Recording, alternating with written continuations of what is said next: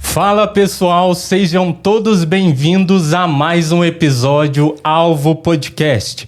E a nossa convidada de hoje, ela é médica legista da Polícia Civil do Estado de Minas Gerais, a doutora Mariana Quintão. Seja muito bem-vinda, doutora. Obrigada. Estou muito feliz em te receber aqui no canal. É um prazer te receber aqui. E eu te convidei aqui para a gente falar de alguns assuntos que são muito importantes, né? Que o tema principal do nosso bate-papo de hoje é sobre abuso sexual de menores de idade, né?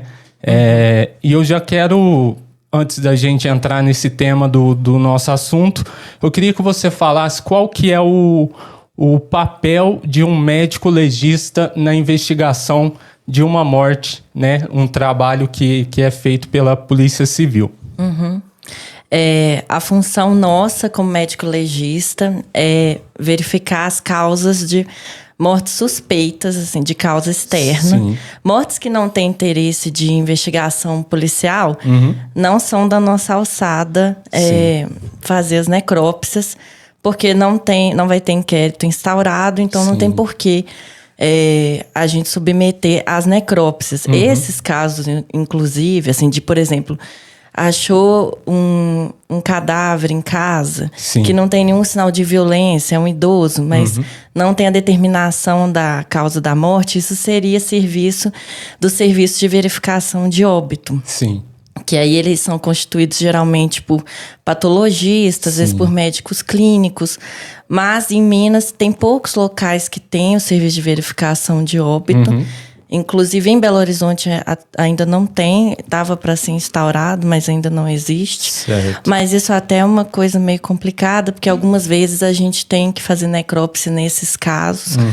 Porque os médicos assistentes não se sentem seguros para poder colocar a causa da morte como indeterminada na declaração de óbito. Sim. Então, acaba que às vezes a gente acaba fazendo esses casos. Mas a nossa função mesmo é auxiliar nos casos de investigação criminal, que são as causas externas. Então, assim, causas de suicídio, homicídio, essas causas que tem alguma questão suspeita, a gente vai fazer a necrópsia para ver as lesões e tentar ajudar no que aconteceu. Porque, por exemplo, um caso que às vezes aparentemente é um suicídio, pode ser uma tentativa de forjar a morte, assim, por exemplo, um homicídio. Deu um tiro na cabeça, mas pendura a pessoa numa corda para forjar que ela suicidou. Sim. E a gente, no exame, consegue verificar isso e ajudar no andamento do inquérito policial para verificar qual foi a real causa da morte, né? Entendi. Já dá para ter uma noção de qual que é o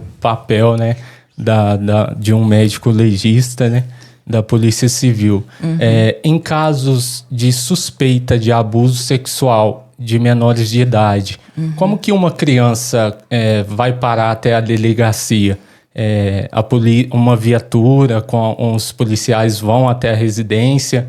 Como é que funciona na maioria das denúncias, né, que ocorrem? Essas denúncias de abuso, elas são muito subnotificadas, assim. Muitas vezes a família tem ciência do que está acontecendo, mas por medo de retaliação, às vezes até de quem está fazendo, do parente lá, porque geralmente são pessoas próximas à vítima que cometem o abuso, geralmente ou é pai ou é parente bem próximo. Então, muitas vezes a própria família não denuncia, é conivente com a situação. Até, muitas vezes, o abusador é provedor da família e tem medo de perder, né? O familiar tem medo de perder o sustento da casa. Então, algumas vezes, isso pode vir, essa denúncia, né, via até conselho tutelar, às vezes até vizinho, alguém mais próximo, que não seja da família, pode denunciar. Às vezes até a escola pode denunciar também. Mas quando algum familiar suspeita disso e quer denunciar, ele mesmo leva por meios próprios para a delegacia. É raro, eu acho, assim, essa questão de ir uma viatura lá buscar, assim, porque, é igual eu falei, essas denúncias são muito subnotificadas. Sim. Porque acontece muito no ambiente familiar e a família, por receio, por vários motivos, até por ser parente também, geralmente, tem receio de fazer essas denúncias. Certo. E quando a criança chega lá para vocês, qual que é o procedimento que vocês fazem lá para fazer a examinação naquela criança lá que sofreu ou é suspeita de estar sofrendo? Então, aí, o importante é que geralmente são crianças pequenas, né? Muitas vezes. Então, o ideal é que ela esteja com algum familiar de confiança. Geralmente é quem leva a criança mesmo para fazer o exame, para ver se ela fica mais tranquila. Porque a gente vai ter que tirar toda a roupa da criança, ver se tem alguma lesão no corpo todo, algum ferimento, alguma escoriação. Porque às vezes essas crianças que são abusadas constantemente vão ter ferimentos em diferentes estágios de evolução. Às vezes uma ferida já cicatrizada, uma ferida em cicatrização, o que indica que ela já está sendo abusada assim, recorrentemente, né? E além disso, a gente precisa fazer o exame da região genital bem detalhado. A gente precisa ver se o ímen, que é uma membrana que fica na vagina, se ele está íntegro. Porque se ele não tiver íntegro numa criança, é indício de que teve abuso. Teve uma penetração ali que conseguiu romper o ímen. E se tiver essa ruptura de ímen, a depender do tempo que a criança é levada para o nosso exame, aí a gente, aqui em Minas, o nosso padrão é coletar exames até 10 dias do evento. Então, a gente, se tiver ruptura imenal, a gente coleta exames da secreção vaginal ali para ver se tem alguma evidência de espermatozoide que comprovaria o abuso sexual. Além da gente coletar amostra para DNA. Porque, muitas vezes, esses abusadores, eles não abusam só de uma criança, eles podem abusar de várias. Então, às vezes, se a gente coletar de uma criança, pode já ter num banco genético esse abusador de algum outro crime e associar, e às vezes acha um abusador para vários crimes. Então, essa é uma parte bem importante assim, do exame nesses casos de abuso. E o que os pais, por exemplo, poderiam fazer ou orientar os filhos para que, de certa forma, evitar esse acontecimento? Então, como eu falei, muitas vezes vai ser no ambiente familiar. A maior parte das vezes vai ser alguém muito próximo.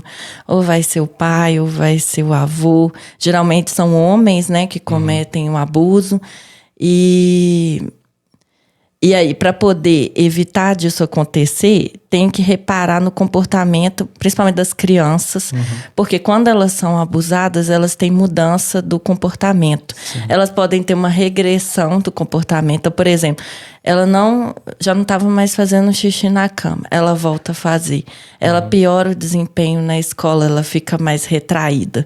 Ou então ela tem um comportamento mais sexualizado, fica falando termos sexuais, uma postura mais sexualizada, que não estava compatível com a idade dela. Então, os pais têm que reparar nessas mudanças súbitas. Para de alimentar também, que costumava comer, fica sem apetite nenhum. Então, eles têm que reparar nessas mudanças de comportamento, porque pode estar associado com algum abuso. E também reparar no meio familiar, né? Se tem alguém que tem... Porque, geralmente, esses abusadores... Eles têm um perfil mais agressivo, são mais autoritários. Geralmente tem um histórico de abuso de drogas, de álcool. Entendi. Então é mais nessa linha. E acontece muitos casos de abuso e seguido de morte. Ele, além de abusar da criança, ele ainda tira a vida da criança. O mais comum são os abusos recorrentes, né? Então, abuso seguido de morte é menos frequente. O mais comum é eles ficarem abusando durante anos. E aí abusa de aí vai chegando na adolescência.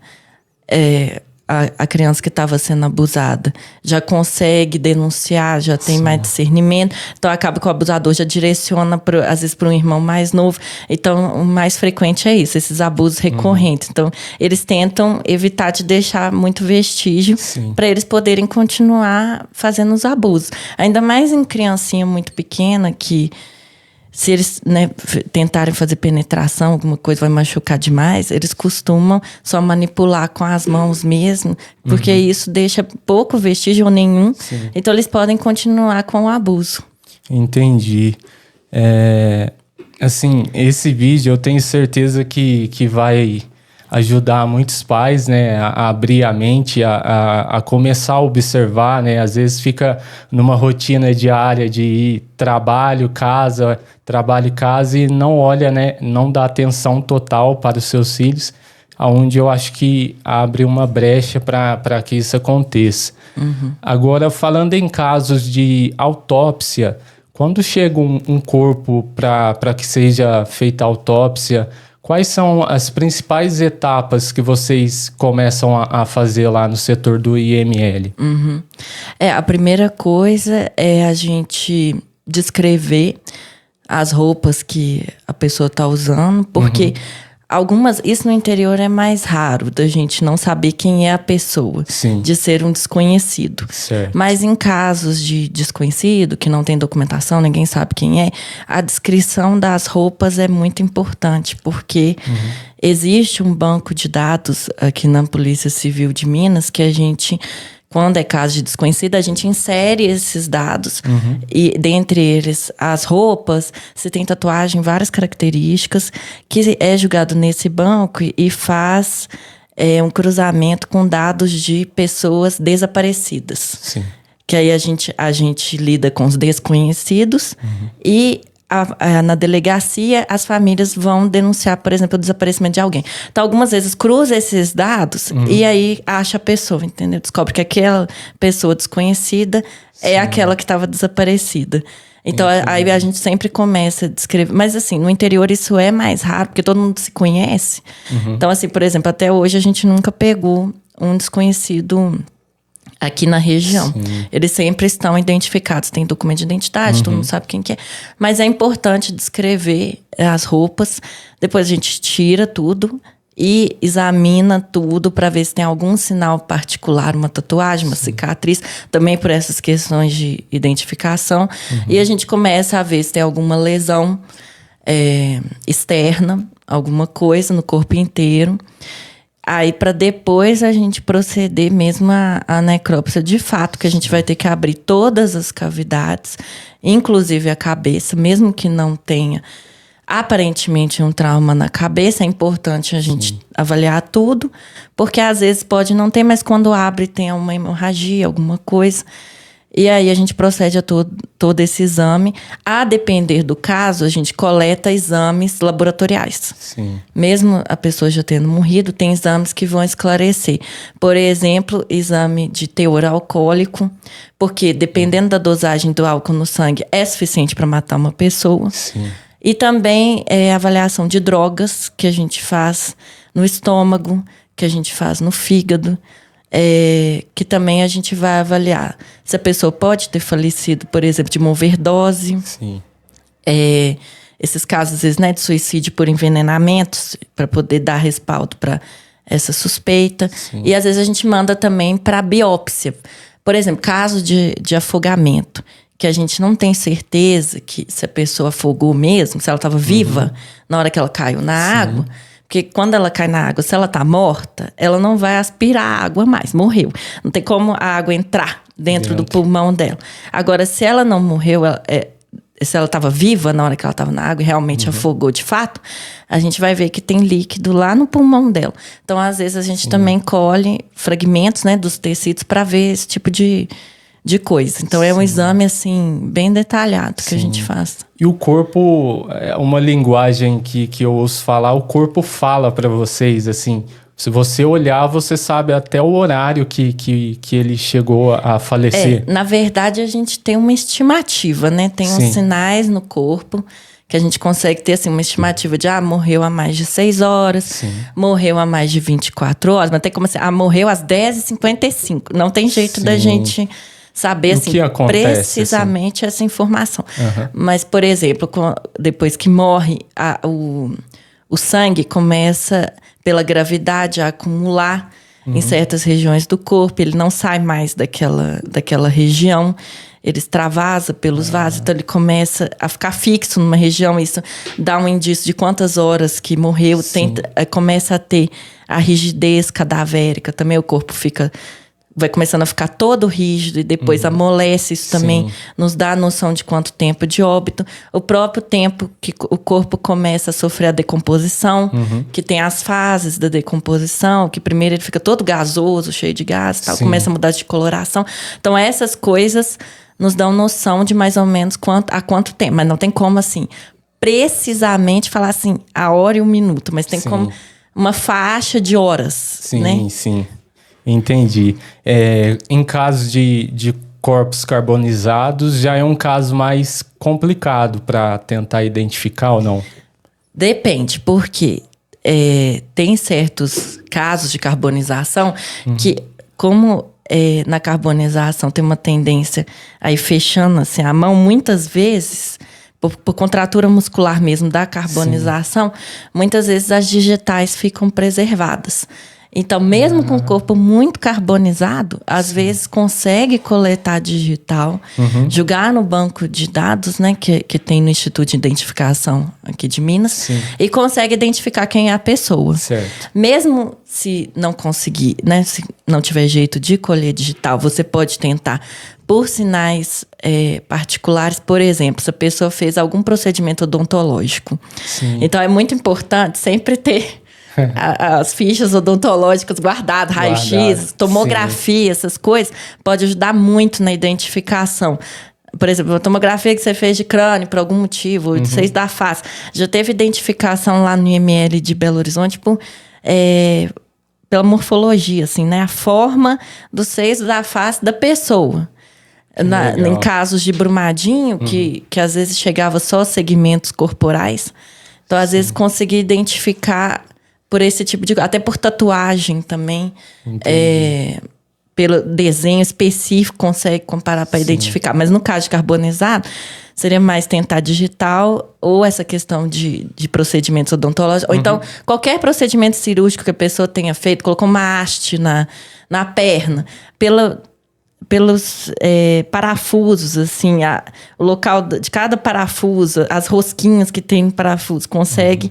Porque é muito particular de cada procedimento. Não tem como você fazer a mesma coisa em duas pessoas diferentes. Então, consegue comparar isso e, às vezes, identificar a pessoa sem precisar de DNA. O último recurso seria DNA, mas ainda é muito demorado para conseguir identificar por DNA. Certo. E tem que ter a família para comparar. Não adianta você colher o DNA sem ter alguém para comparar. Então, tem que ter uma suspeita de quem que era aquela pessoa para você conseguir comparar e saber quem que é. E, atualmente, ainda demora muito. Então, esse é o último recurso se esses outros não forem possíveis de serem realizados. Entendi. Em casos, assim, do corpo já estar em um estado muito avançado, assim, de decomposição, o processo para identificação, então, o ideal é o exame de DNA, se possível ou não?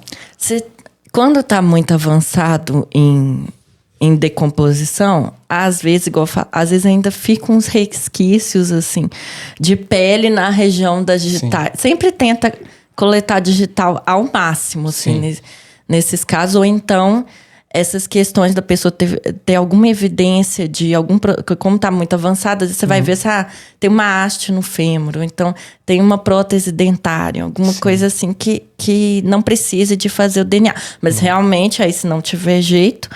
O último recurso seria fazer DNA e a gente colhe. Se ainda tiver musculatura, da musculatura da pessoa, ou então, se não tiver, já tiver esqueletizado, aí a gente pode coletar fragmento ósseo. Geralmente de osso longo, geralmente o fêmur, a gente corta umas rodelinhas e manda lá, porque esse tipo de exame não faz no interior, a gente manda para Belo Horizonte no Instituto de Criminalística. Mas aí, igual eu tô falando, tem que ter uma família para comparar. Então tem que falar assim, esse pode ser que seja daquela família. Aí pega o DNA de um familiar e compara para ver se é mesmo aquela pessoa que está suspeitando que seja. Sim. E quando encontra, assim, partes de corpos esquartejados, já é um caso mais complicado, porque nem sempre vai encontrar uma parte que é mais fácil para identificar, né? Então, se encontrar a mão, já ajuda um pouco. Mas mesmo crânio, assim, se encontrar também, né? Sim. Ainda mais se a pessoa tiver feito procedimento odontológico, vai ajudar bastante. Mas caso não encontre encontra assim, o tronco. Não tem nenhum sinal às vezes tem o tronco e tem uma tatuagem. Aí e tem uma suspeita de ser alguém, dá pra identificar. Aí fala assim, compara com a tatuagem de tal pessoa. Porque sempre essas questões de identificação tem que ter comparação. Pra saber, tem que ter alguém que esteja suspeitando, que você precisa comparar, senão você não consegue identificar. Por isso que a digital, né, funciona super bem, porque tem um banco de dados enorme, porque qualquer documento que você vai tirar, né, a maioria dos documentos, você tem que ter uma digital, né, identidade, a CNH também, eu acho que não sei se colhe, passaporte, eu acho que colhe. Mas aí, por isso que é tão bom essa questão da digital. Sim, entendi. Quando examina, faz a autópsia do corpo, vocês chamam os familiares para fazer o reconhecimento ou não? Como funciona? Então, no interior, como todo mundo se conhece, isso geralmente não é necessário. Eles vêm até com documento de identificação já. Sim. Então, aí não precisa da família vir reconhecer. Mas, por exemplo, no IML de Belo Horizonte, isso acontece com frequência, porque não é uma cidade muito grande, para saber todo mundo ali é impossível. Então, muitas vezes chama a família para reconhecer. Mas o ideal mesmo seria coletar digital de todos, para poder ter certeza absoluta de que é aquela pessoa, seria o ideal, mas ainda é inviável, porque o processo mesmo de identificação por digital não é tão rápido assim. E no interior, como todo mundo se conhece, acaba que... E assim, facilita, na grande maioria dos casos, eles não estão em avançado estágio de decomposição. Então, até por reconhecimento facial mesmo, com a documentação, a gente já sabe. E pela requisição, né? Porque para a gente fazer uma necrópsia, a gente precisa que o delegado faça a requisição, porque tem que sempre estar atrelado à investigação policial. Igual eu falei, a gente não vai fazer uma necrópsia sem estar vinculado a uma investigação. Porque senão seria serviço de verificação de óbito, que não é a nossa função. Então, quando ele já faz a requisição, já vem até com o nome do periciado lá que a gente vai fazer a necrópsia. Então, já vem reconhecido. Então, aí nem tem esse processo da família ir lá reconhecer o corpo. Entendi. Quais são os fatores que vocês consideram, assim, para determinar se a morte foi homicídio ou se foi uma morte natural? O que você considera? Então, na verdade, assim, a nossa função é descrever, né, todas as lesões que tem ali no corpo, mas determinar o que é homicídio, o que é suicídio, o que foi um acidente, isso a gente chama de causa jurídica da morte. Isso aí, o que vai determinar mesmo é o inquérito policial. Vai reunir o nosso exame juntamente com todo o resto da investigação, que vai envolver escutar testemunhas, essas coisas, investigar o local, para poder chegar a uma conclusão do que realmente aconteceu. Então, a gente mesmo nunca determina assim, fala assim, não, isso aqui é suicídio, 100% de certeza, determina. Não, a gente não tem essa função. A gente vai descrever tudo, tem indícios de que seja, às vezes, um suicídio. Mas até concluir o inquérito todo policial, a gente não afirma nada. Não afirma se é suicídio, se é homicídio, se é acidente. Porque, igual eu falei, pode acontecer essas coisas de ter uma simulação de um suicídio, de você achar que é um homicídio e depois descobrir que, na verdade, era um suicídio. Então, essa não é... A gente não consegue determinar isso só pelo nosso exame, assim, na necrópsia. Certo. E, assim, uma pergunta particular. No início, o mau cheiro te incomodava muito, assim? Tem um odor característico, mas eu sou cirurgiã vascular, então eu já era acostumada a lidar com os casos que o odor era mais forte mesmo.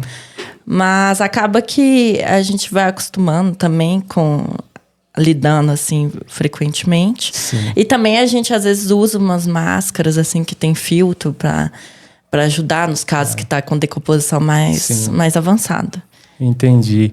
E é verdade que os corpos se mexem assim quando, mesmo depois de um determinado tempo que veio a óbito, no momento que você está fazendo lá a necrópsia, ele se mexe e acontece muito? É porque pelo processo, às vezes, de rigidez cadavérica, você vai tentar, às vezes, porque fica muito duro, aí você vai tentar desfazer, às vezes fica parecendo que tá até fazendo força, mas na verdade é pelo processo mesmo de decomposição. E como formam muitos gases e tal, às vezes você acha que tem alguma coisa movimentando, mas é por causa das bactérias. Assim, tem coisa viva lá, mas são as bactérias do intestino, principalmente que já estão degradando tudo ali e formando muito gás. Mas assim, que ele mexe mesmo, não. Tem muita entrevista no YouTube que algumas pessoas falam que vê algo sobrenatural. Já aconteceu algo semelhante com você? Não, nunca vi nada sobrenatural, mas também não gosto de ficar andando assim no cemitério à noite, né? Sim. Evitar essas coisas. Mas nunca vi nada, não. Até o momento, tá tranquilo. E como você lida, assim, com o seu estado emocional e psicológico com o dia a dia? Para você é tranquilo? Assim, porque para ser legista, a gente já tem o pré-requisito de ser médico. Então, acaba que a gente já tá meio acostumado com situações difíceis, com o sofrimento humano. É claro que, como legista, isso fica bem mais potencializado. Mas também, né, como eu já sou médica e também já mexia com os casos mais difíceis, sendo cirurgiã vascular, nos casos complicados. Então, eu já estava mais acostumada com essas situações, assim, difíceis. Mas, assim, tem que ter um equilíbrio emocional. Eu acho que eu sou bem equilibrada. Eu tento também não levar nada para mim, assim, tentar não me envolver nos casos. Não quero saber muita coisa assim, da história de vida ali do corpo, para não me envolver emocionalmente, porque se você se envolve emocionalmente com cada caso, você não vai conseguir lidar com o dia a dia da profissão, porque a gente lida só com a parte pior do ser humano. Então, aí eu não me envolvo nos casos emocionalmente, tento ficar... Infelizmente, a gente tem que ser mais frio mesmo, porque senão a gente não vai conseguir conviver com as situações que a gente se depara. Realmente, isso é verdade. Você chegou a mudar a sua alimentação depois que você começou a atuar na área da perícia, né, do setor do IML? Não, eu não tive esse... Mas também assim, porque eu já era cirurgiã, já tinha visto o corpo por dentro muitas vezes.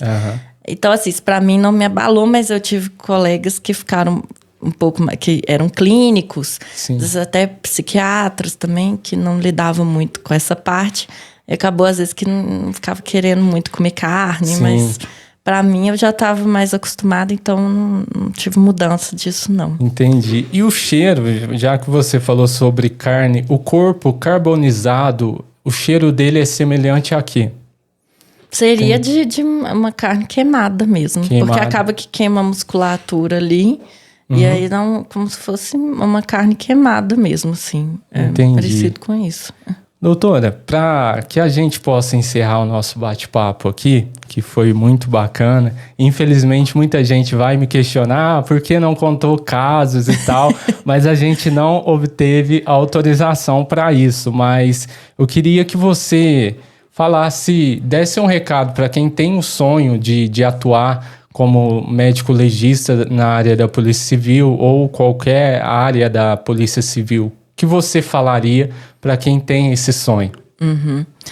Primeira coisa é ter noção, né, de que é uma área que vai exigir muito equilíbrio emocional. Igual eu falei, a gente lida com a pior parte, né, do ser humano, esses crimes.